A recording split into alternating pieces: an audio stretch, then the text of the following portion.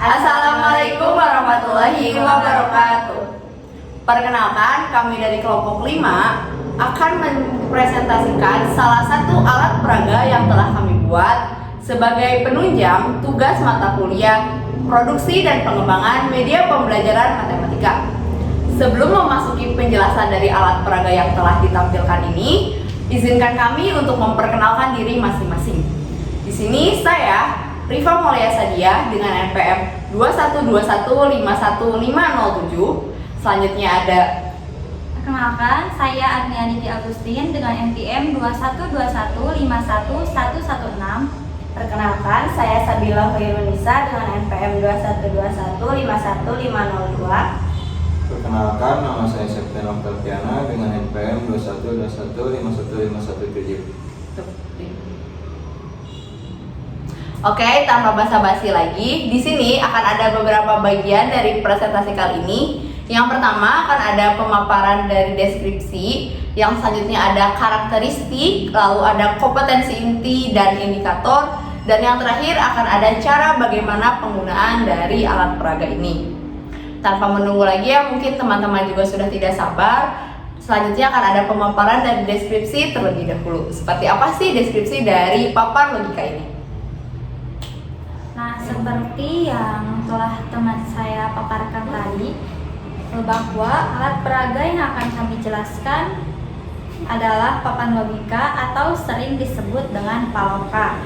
Nah, alat ini juga digunakan untuk menggambarkan dan menjelaskan konsep dari logika matematika.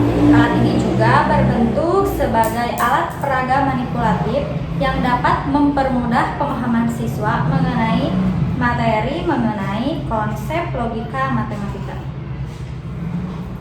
Nah, bagaimana teman-teman? Tadi sudah ada kan pemaparan dari deskripsi papan logika. Selanjutnya kita akan memasuki bagaimana sih karakteristik dari papan logika yang telah kita buat. Mungkin selanjutnya pemaparan akan dilanjutkan oleh rekan saya. Seperti yang telah teman saya paparkan sebelumnya, materi logika ini tidak lepas dari pernyataan benar ataupun pernyataan salah. Nah, terdapat 4 sifat dari materi logika, yaitu sifat konjungsi, disjungsi, implikasi, dan juga biimplikasi. Nah, materi logika ini juga membantu manusia untuk berpikir secara objektif, teratur, dan juga abstrak. Adapun kelemahan dari cara penyampaian materi logika ini yaitu jika pemodelan matematika pada alat peraga ini salah, maka akan terjadi miskonsepsi dalam penyampaian materinya. Dan juga jika pemateri tidak menguasai materi logika dengan benar, maka akan terjadi miskonsepsi dalam penyampaian materi. Selanjutnya, setelah tadi ada pemaparan mengenai karakteristik, bisa teman-teman simak, kita akan memasuki pemaparan yang ketiga, yaitu ada mengenai kompetensi dasar dan juga indikator. Untuk penjelasannya akan berkaitan dengan materi matematika, yaitu logika matematika. Baik, untuk materi selanjutnya ialah rumusan dari kompetensi dasar dan indikator yang harus dicapai dalam pembelajaran yang dikembangkan. Untuk kompetensi dasar yang pertama ialah dapat menganalisis sebuah permasalahan kontekstual pada permasalahan logika matematika, yang dimana di dalamnya terdapat pernyataan sederhana, lalu ada pernyataan majemuk, dan juga dapat menarik kesimpulan. Untuk indikatornya sendiri ialah yang pertama dapat menentukan kebenaran dari pernyataan-pernyataan.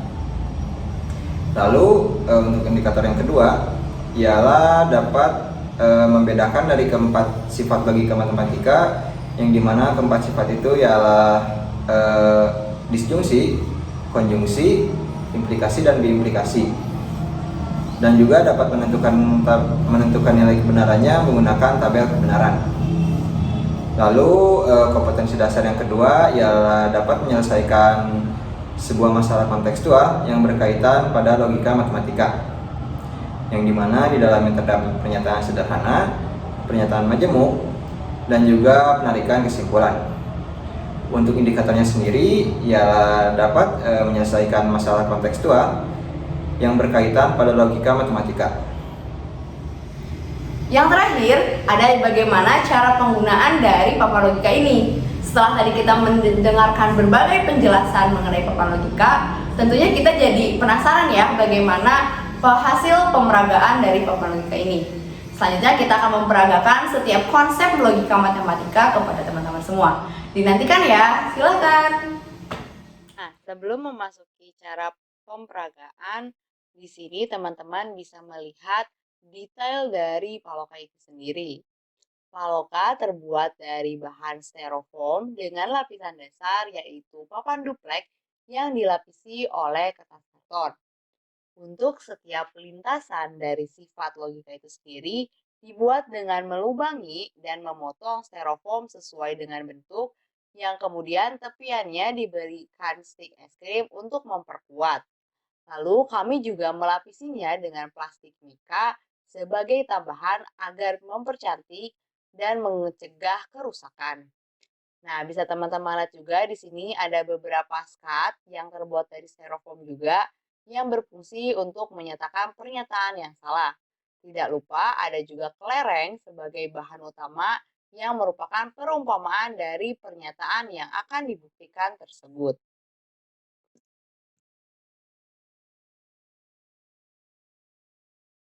Baik, di sini saya akan memperlihatkan tata cara penggunaan dari alat peraga paloka ini pada sifat konjungsi. Nah, seperti yang dapat dilihat pada tabel kebenaran konjungsi, jika pernyataan P benar dan Q benar, maka P konjungsi Q bernilai benar.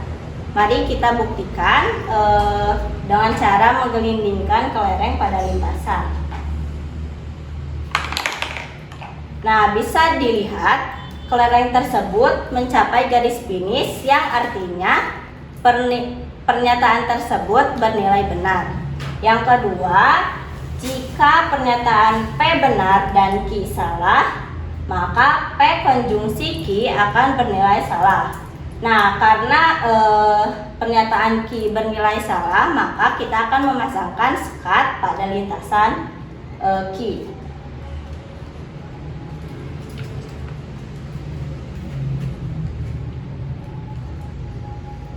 Lalu kita akan buktikan dengan menggelindingkan kelereng seperti tadi. Nah, seperti yang teman-teman lihat, kelereng ini tidak mencapai garis finish yang berarti pernyataan tersebut bernilai salah. Yang ketiga, jika pernyataan P salah dan Q benar, maka P konjungsi Q bernilai salah. Nah, seperti barusan, kita akan memberikan skat pada lintasan P karena pernyataan P itu salah.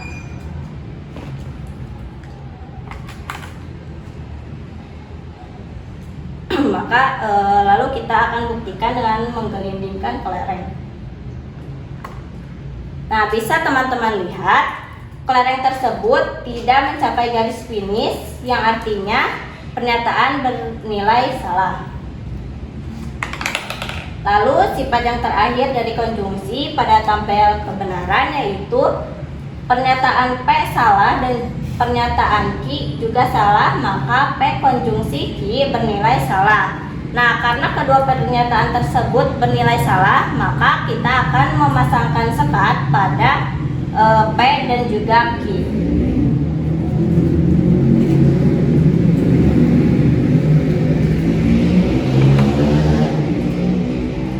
Lalu kita akan buktikan dengan menggelindingkan kelereng.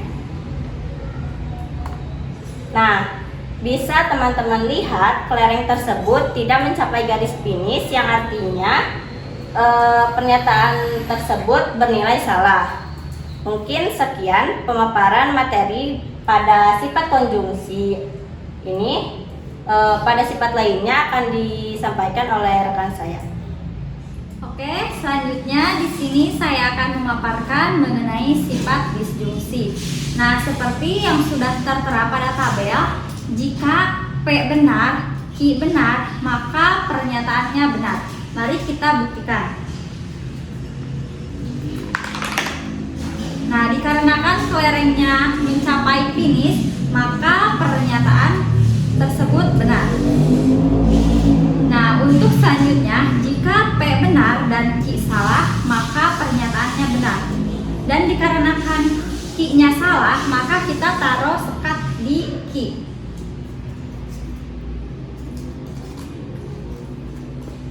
Nah, lalu kita coba gelindingkan kelerengnya.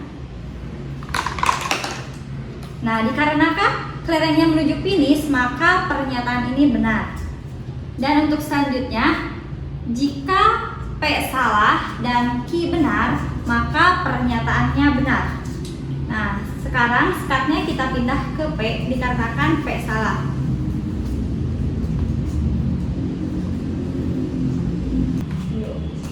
Nah, lanjut kita gelindingkan kelerengnya. Nah, dikarenakan kelerengnya mencapai finish, maka pernyataan tersebut benar. Dan yang untuk selanjutnya, yang terakhir, jika P salah dan Q salah, maka pernyataannya salah. Dikarenakan P salah, maka kita taruh sekatnya, dan Q salah, kita taruh sekat juga. Lalu kita gelindingkan kelerengnya. Nah, dikarenakan kelerengnya tidak mencapai finish, maka pernyataan tersebut salah. Oke, selanjutnya saya akan menjelaskan salah satu konsep logika yang lain, yaitu mengenai implikasi. Sama seperti yang sebelumnya, di sini juga terdapat 4 pernyataan. Langsung saja kita coba pernyataan yang pertama. Pernyataan pertama adalah jika bagaimana P-nya benar dan Q-nya juga benar, maka kita tidak perlu untuk menaruh sekat di kedua titik tersebut. Langsung saja kita uji coba dengan kelereng, kita gelindingkan kelereng tersebut di lintasan. Maka bisa seperti teman-teman lihat bahwa kelereng tersebut telah mencapai titik finish. Artinya pernyataan tersebut bernilai benar. Selanjutnya kita coba ke pernyataan yang kedua. Jika P-nya benar dan Q salah, maka kita taruh sekat ini di titik Q. Nah, seperti ini teman-teman. Kita masukkan sekatnya. Lalu selanjutnya kita uji cobakan kelerengnya untuk digelindingkan. Maka kelereng tersebut tertahan di sekat ini, sehingga pernyataan tersebut bernilai salah karena kelereng tidak mencapai titik finish.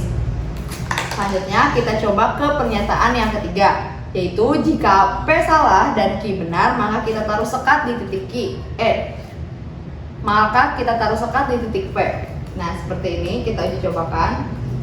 Nah, selanjutnya kita gelindingkan lagi kelerengnya. Nah, kelereng tersebut akan mencapai titik finish, maka pernyataan tersebut bernilai benar. Yang terakhir adalah jika P salah dan Q salah, maka kita taruh sekat di kedua titik. Untuk sekat titik P kita pindahkan ke sebelah sini.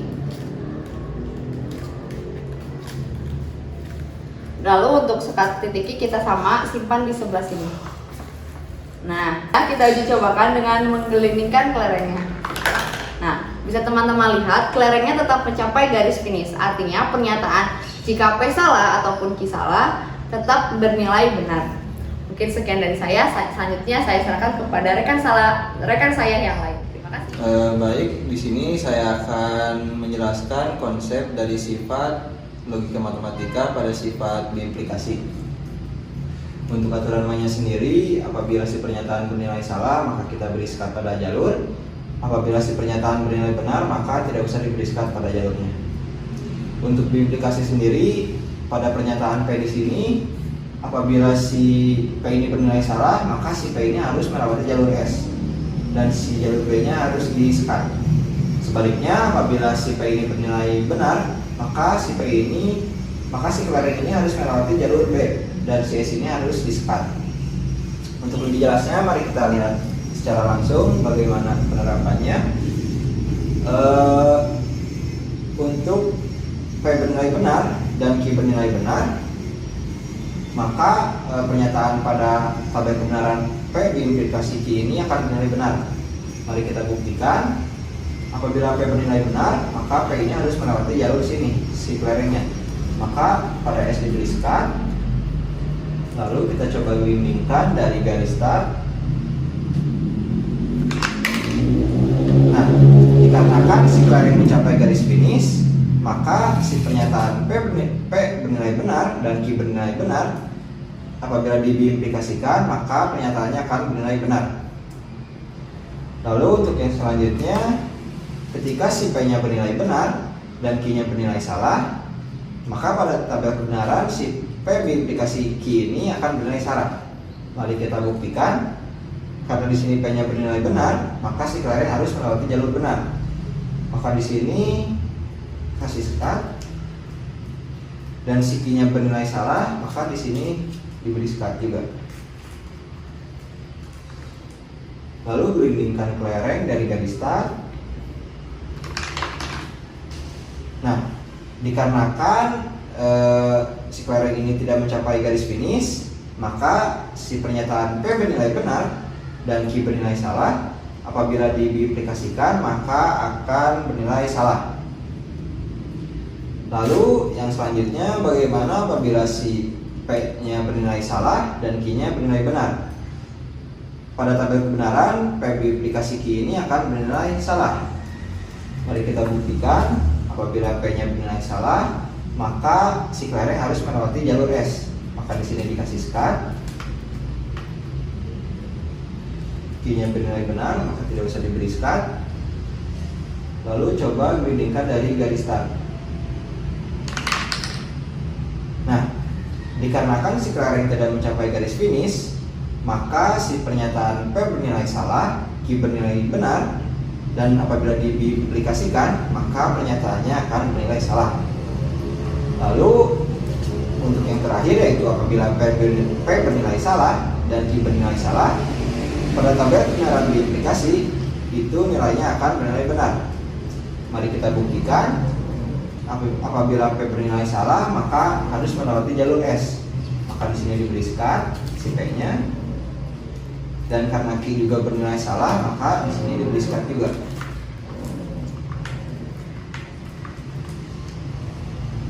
Mari kita coba grindingkan dari garis start.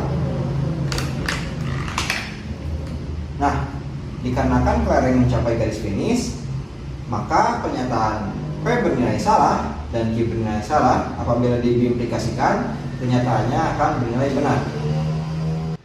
Mungkin sekian pembahasan dari bagaimana cara menggunakan alat peraga paloka pada sifat diimplikasi.